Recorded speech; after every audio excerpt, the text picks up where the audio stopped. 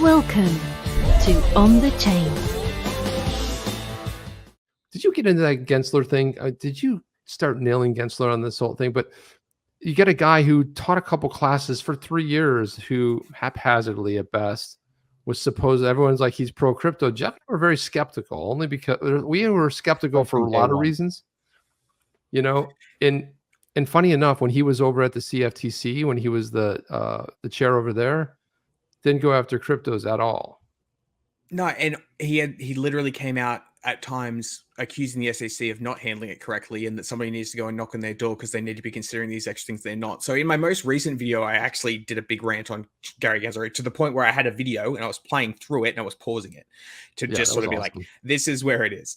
So my biggest issue with Gensler as the head of the SEC, my biggest issue with the SEC as a whole, is when you've already got XRP, for example. Now, obviously, the argument that a lot of people don't seem to understand is, even if XRP is a currency, is defined by FinCEN, a currency could still be traded as a security, hypothetically.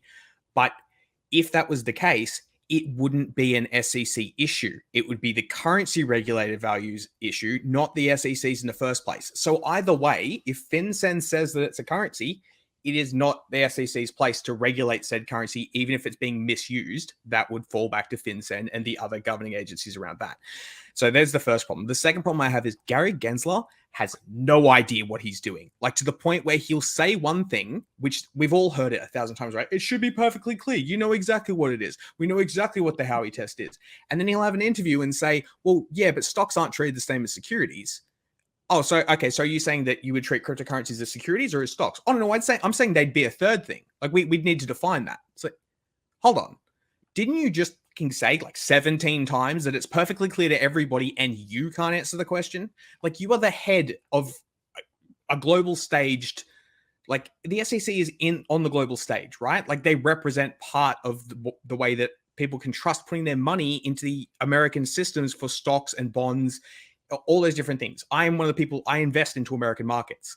So therefore, me seeing that internationally, he's a fucking joke. Like, there just isn't another way to put it. You can't define your own policy, then don't try and charge somebody for your policy, because you just look like a jackass time and time and time and time again. So yeah, I'll stop with my ranting, because I could literally go for an hour and a half, man. But look at the impact that he's had on a global scale, you know, based on, you know, what they've done or haven't done. Temporary. It's temporary.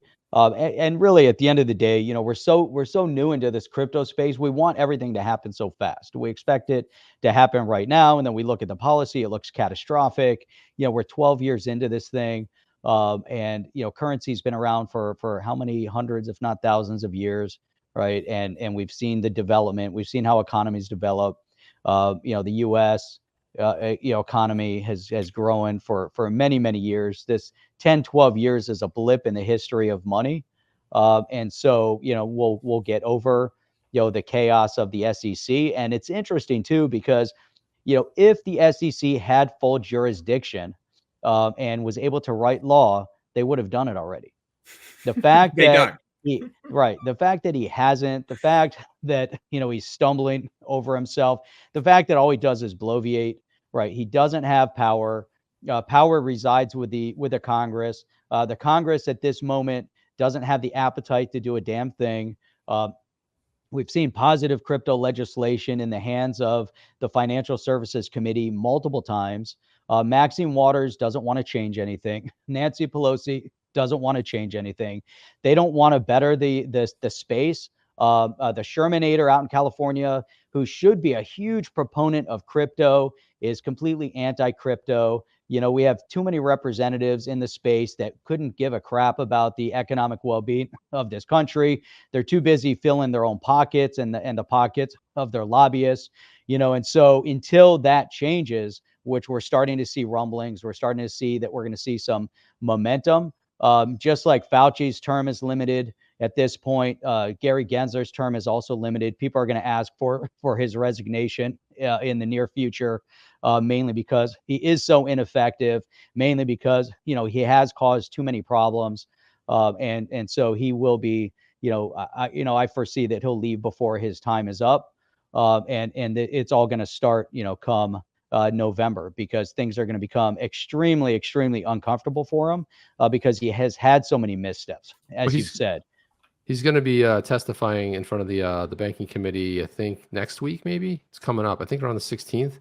But if you look at this, you know, the other issue that I have, or question that I have, is that, you know, case law is one thing. In any case, we always refer to, you know, so-and-so versus so-and-so. This was the determination. So we use case law often to determine what's going on. However, when we look at the Howey test, you know, it was, what was that, 1946, 47-ish, you know, an investment of money. This is the Howey test, essentially. An investment of money in a common enterprise with the expectation of profit to be derived from the efforts of others. And Oz, you totally nailed it in the video when you talked about the fact that, you know, Ripple as an entity, it's not, you're not purchasing stock in there. So how can there be an expectation of profit when you're buying something that has nothing to do with the actual organization? But here's what I always wonder about. How is this particular, you know, the only entity in the U.S. that can actually pass a law is the U.S. Congress. So case law, they determined that this is how you discover if so, and this is based on the 33. It's the precedent, basically. Yeah. It is a precedent, but I mean but it's based on securities, you know, law from 1933, 34. But especially though it's not past law, right? And all you have to do is pass something brand new to say that this is how it works. And the only thing that I think Jeff and I have ever agreed that Gensler said is when he said, hey, if you want it to be defined, tell Congress to pass something. That's the only time ever he's spot on about that. It's like, go ahead and pass it. But nobody, for some reason, I don't know. And there's all this stuff. And you see, like, you know, a lot of hyperbole coming out with Bitcoin mining is bad. And okay, so yeah, whatever, you know, but go ahead and pass something. You know, we had something here in the US for 50 years, and I'm not going to get into what that was, but 50 years was a decision made by the Supreme Court. A, wasn't in the Constitution, and B, was not passed by Congress. So in reviewing a particular case around this 50-year occurrence, they had no other choice but to say, okay, it's not in the Constitution. We don't have any laws in the books. We got to pass it back down to the states because that's how it works in the US. And people are like beating their chest and you didn't do anything. When 50 years, there was a chance and majorities in the House and Senate to actually codify and make it happen. So this is the responsibility of Congress. And I see that this happens often. They word things in such a way. They don't, in that recent Supreme Court case that came out against the Virginia versus the, what was that? Gosh, I just said to it. What is that? I want to say SEC. It's not the SEC. The other government. There's too many government bodies on top of it. But when they come out and they say that you can't delegate your authority, and here we have and they're complaining about laws. It's like, well, you wrote it in such a way that it was kind of broad. Congress loves the right because they don't want to be pinned down. Nobody wants to get pinned down like, hey, you pass this law and it says this. It says all this colorful language and it's open to interpretation. And that's why we are here in the US, because of this nonsense. Yeah, that's right. Yeah, I completely agree. And just to clarify as well, the additional parts. So that part that you brought up was a really succinct breakdown, I guess, of what the Howey test rules are. But when they actually break it down further, it's the existence of an investment contract, which is what's implied by that first one that you showed, which is an investment in a common enterprise, the formation of a common enterprise. So that a common enterprise exists, obviously, in order for it to be the promise of profits by the issuer. Let's just reel that back a little. Who issues the currency when you buy it?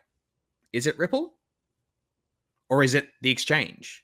Is it the person that you're exchanging your money with that is issuing it to you? Yes, the original issuing body might have been whoever built the XRP ledger, which is now a completely decentralized and open, uncensorable, permissionless blockchain that allows people to do whatever they want with it. So at what point can an issuer, even if they wanted to, say to you and have any authority to do so, that if you buy this coin, I guarantee it's going to go up in value, when you don't actually have the ability to make that change? Like they can't press, they can't go to a screen and be like, XRP is now worth $70. Like, it's not how it works. The price is defined by the open market and not with by the expectation. Well, if you look at stock security, it's the same thing. It in some way could be derived by the open market, what people are willing to pay for it, because it goes up sometimes irrationally. Stock goes up in value. We saw that with GameStop and some others, based on GameStop is just the perfect example of what the internet can do. Awesome. We saw that with AMC, but your point is well taken, because at that same point, so they would have to prove the case on all 4 points, and obviously they haven't. And Gary Gensler always focuses on just 1 point, and that's the problem, and that's what Jim is alluding to here. It's always point number 4, right? Which is that you have an expectation of profit, but there's other elements, to that, and that's why John was saying I was assuming this was given, but a legal journal I just read said Howey Test didn't actually rule that the oranges weren't a security, and this issue needs to be cleaned up, and yet they keep going back to the Howey Test as if it's codified law. It's a case that was settled, at the Supreme Court level. They then took that same test and said, okay, let's apply that to determine if there's a security. And then, okay, that's great. If this is the test and you have to hit all 4 points, how does the SEC then only focus on 1 point? The notion of profit. And people buy XRP not to lose money, but because it goes up in value. If I buy gold, I don't buy gold because I expect that it's going to lose value. I buy it because I expect it to go up in value, right? So that means that gold's a security. If tomorrow I said, hey, you know what? I'm going to buy euro, because I have an expectation that right now it's trading on par with the US dollar, but 10 years from now, it might go up 40%, and it's going to be trading at a higher. Maybe I'm going to buy pounds because it's at $1.16, but it's going to go back to $1.85. That's a pretty good investment. So if I do that, do I then have an expectation that I'm basing it on the efforts of others, meaning the UK, that they're going to get their shit together? Like the government in the UK? Yeah. It's everybody. So now, based on what they do, the value of the pound is going to go back up. So now it's a security. So it's the same argument, because they're the ones who released it. They released it with the anticipation of holding value and being more valuable than other currencies.